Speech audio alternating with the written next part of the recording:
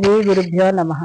మనం ఇప్పుడు రామాయణ పారాయణ చేస్తున్నాం. అందులో యుద్ధకాండ పారాయణ చేసుకుంటున్నాం. అందులో అలాగే రావణాసురుడు వాళ్ళ సైన్యంతో, రాక్షస సైన్యంతో రాముడు వానరులు అంతా కూడా యుద్ధం చేస్తున్నారు. అందులో మొదటిగా రావణాసురుడు వచ్చాడు.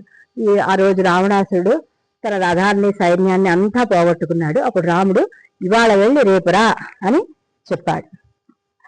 అక్కడ రావణాసురుడు 10 అడుగులు ముందు వేసి రాముని కాళ్లపై పడి ఉంటే ఎలా ఉండునో అని అనుకుంటూ ఉండగా సాగరవాసులు, దిక్పాలకులు, నాగులు, ఋషులు, అలాగే భూమిపై ఉన్న చరాచరములన్నీ కూడా రావణునికి ఎంతో అవమానం జరిగింది అని రావణుడిపై రాముడికి మొదటి విజయం లభించింది అని రామచంద్రమూర్తికి కలిగిన ఆ విజయానికి అందరూ కూడా ప్రశంసించి ప్రార్థించారు. ఈ రోజు యుద్ధ భూమిలో లక్ష్మణుడు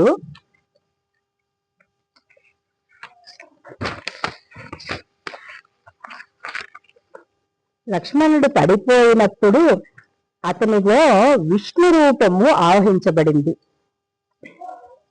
దాని వలన ఆ దుర్మార్గుడైన రావణుడు కొంచెము కూడా కదల్చలేకపోయాడు. ఈశ్వర రూపాన్ని భక్తితో ప్రార్థించిన భక్తుడు మాత్రమే కదపగలడు. అందుకే హనుమ లేవనెత్తగలిగారు. భక్తి అంత గొప్పది. భక్తునికి భగవంతుడు వశమవుతాడు, రామచంద్రమూర్తి వశమవుతాడు అని రామచంద్రమూర్తి మరొక్కసారి నిరూపించారు. రావణాసురుడు ఇలా అనుకుంటున్నాడు, ఈ రోజు నేను మొదటిసారిగా మానవుని చేతిలో ఓడిపోయాను అని ఆలోచిస్తూ తన శాపాలను ఒక్కసారిగా గుర్తుకు తెచ్చుకున్నాడు. ఆ రోజు పరమశివుని సాక్షాత్కారము పొంది దేవదానవ యక్ష కిన్నర కింపురుషులు, గంధర్వ నాగ పన్నగ యక్షుల చేత చంపకూడదని వరం పొందాను. కానీ ఈ నరవానరములు వలన నాకేమి హాని కలుగుతుంది అని, వాటి వలన నేను మరణించకూడదు అని నేను కోరుకోలేదు. ఈ నరవానరములు నన్నేమి చేస్తాయి అని గర్వంతో ఉన్నాను. ఇంతకు ముందు నేను ఇక్ష్వాకు వంశంలో పుట్టిన అనరణ్యుడు అనే వానితో యుద్ధం చేసినప్పుడు అతడు నాకు, మా వంశంలో పుట్టిన వాని చేతిలోనే నీవు మరణించదవు అని శాపం ఇచ్చాడు. అది ఇప్పుడు నాకు గుర్తుకు వస్తున్నది. అలాగే వేదవతిగా పుట్టిన సాక్షాత్తు పరాశక్తి అవతారమైన అమ్మవారు తపస్సులో ఉండగా ఆమెను మోహించి బలాత్కరింపబోయాను. నేను తాకగానే ఆ తల్లి యోగాగ్నిలో తన శరీరాన్ని విడుస్తూ నన్ను శపించింది.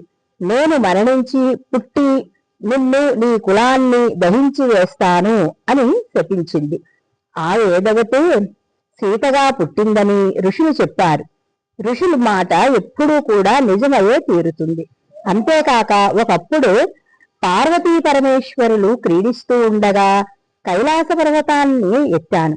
అప్పుడు ఆ తల్లి ఈ హఠాత్ పరిణామానికి ఉలిక్కిపడి, ఇలా చేసిన వాడు స్త్రీల చేతనే కులనాశనాన్ని పొందుతాడు అని పార్వతీదేవి శపించింది. ఆ శాపం కారణంగా నేను సీతను తీసుకువచ్చాను, లంకలో ఉంచాను. కైలాస పర్వతాన్ని ఎత్తినప్పుడు నందీశ్వరుడు వద్దని వారించితే నేను వానరముఖం వాడా అని అతని పట్ల అమర్యాదగా ప్రవర్తిస్తే అప్పుడు నందీశ్వరుడు కూడా నన్ను శపిస్తాడు. రావణ, నువ్వు ఈ వానరముల చేతనే చంపబడదవు అని. అలాగే ఒకసారి కుబేరుని కొడుకు నలకూబరుని భార్య ఉద్యానవనంలో విహరిస్తుండగా ఆమెను మోహించి ఆమె వద్దన్నా వినకుండా ఆమెను బలాత్కరించారు. అప్పుడు ఆమె నలకూబరుని దగ్గరకు వెళ్ళి ఏడిస్తే ఇందుకు కారణం ఎవరు అని అడుగగా, నేను ఎంత వారించినా వినకుండా రావణుడే ఈ పని చేశాడు ప్రభు అని విలపిస్తుండగా అప్పుడు వెంటనే ఆ నలకూబరుడు ఇలా శాపం ఇస్తాడు.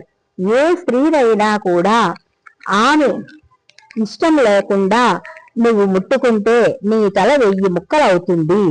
ఏ స్త్రీతోనైనా అమర్యాదగా ప్రవర్తిస్తే ఆ స్త్రీ వలననే నీవు, నీ వంశము కూడా నాశనమవుతారు.